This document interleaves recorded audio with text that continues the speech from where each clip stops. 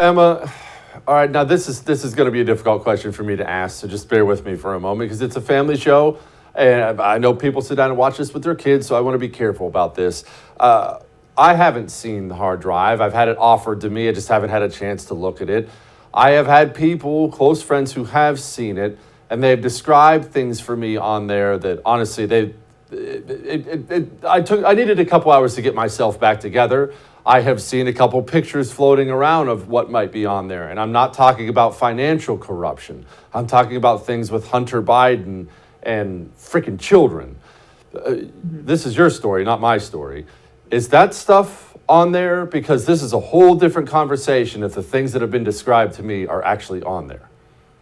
No. Okay. No.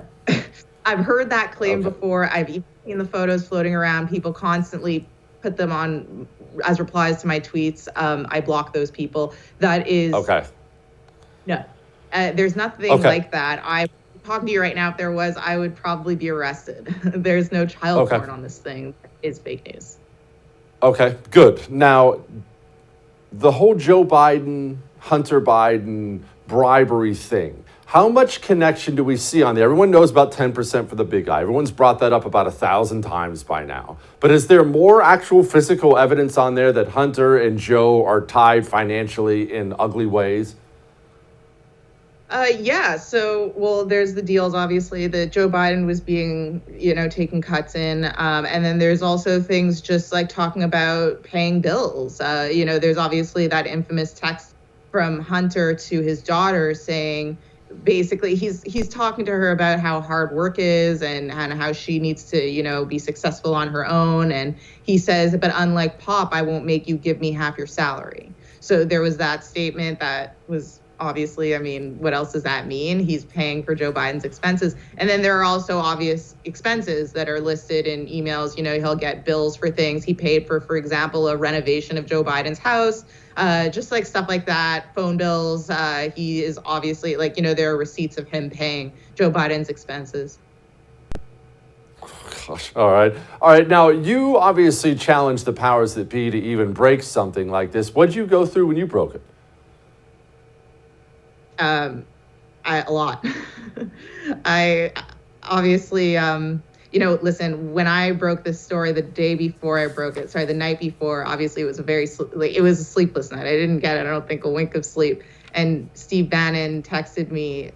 He was my source, obviously, for this, which I wrote in the original story. And he texted me, I think your life is about to change. And this was maybe 10 hours till we were going to publish. And I wrote, I think so too, but I don't know for better or worse. And he said, which was very prescient. He wrote back, there's a price to a ticket for the greatest show on earth.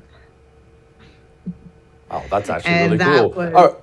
Yeah, that was very true. Listen, the media came after me personally. They absolutely, did a rectal on all of my social media. They tried to, say that I'm too young to have reported the story because I was like 27 or 28 at the time. They tried to say that because I had previously worked for Hannity at Fox News, I was a producer there, that damaged my credibility. They went after me personally. And then obviously you have the people who follow them who are, flooding my inbox, flooding my wife's inbox with messages, kind of like menacing messages.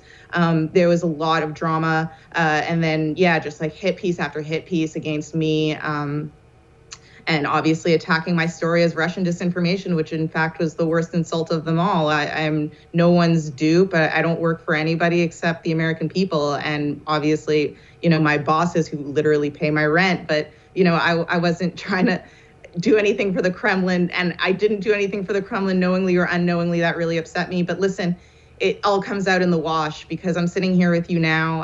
I have a great job. Life has gone basically back to normal-ish, and we're here, and we're looking for the next golden calf to turn to scrap metal. That's what we do. We're journalists, right? Go do it. Emma, proud of you. Go get them. Hey, thanks so much for watching The First on YouTube. If you liked what you saw, go ahead and like and subscribe. You heard me. Like it, subscribe. You'll get a lot more of it and a lot more of me.